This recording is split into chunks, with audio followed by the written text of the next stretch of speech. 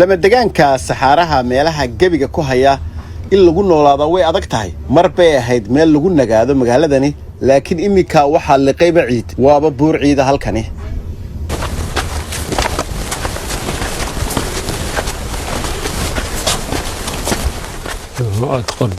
laakiin dadka qaar ayaa u bareeray saxaaraha soo fidaya inkastoo ay tahay dagaal aan dhammaanayn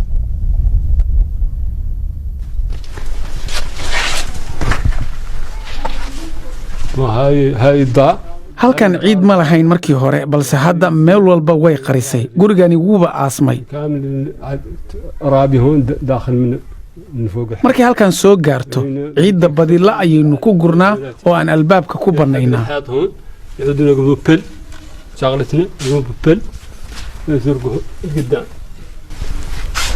saynisyahanada cimilada ayaa sheegaya in saxaaruhu fidayo bulshooyinka ku nool uu saameyn doono maxamed wuxuu dareemayaa saamaynta isbeddelka cimilada roobkii waa uu yaraaday taasi ayaa keentay in calafka xooluhu uu yaraado hadda waxaanu doonaa kartoon markii hore ma aanay rabin laakiin gaajada ayaa ku kaliftay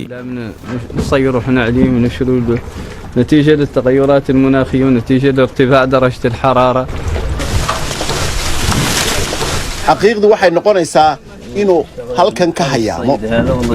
shaqo ayaan raadsan doonaa kalluumaysiga ah ama ganacsi ayaan furanayaa inta aan xoolaha iibiyo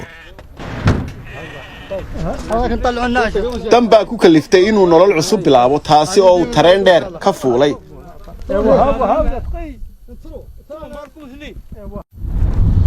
laakiin tareenkan waa bilaash inkastoo jawigu adag yahay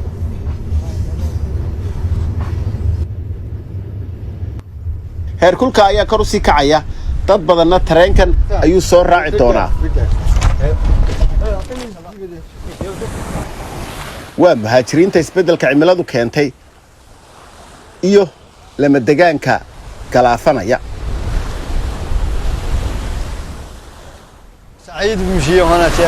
baddan ayaan ku faraxsanahay ilaahay halkan shaqo hayga siiyo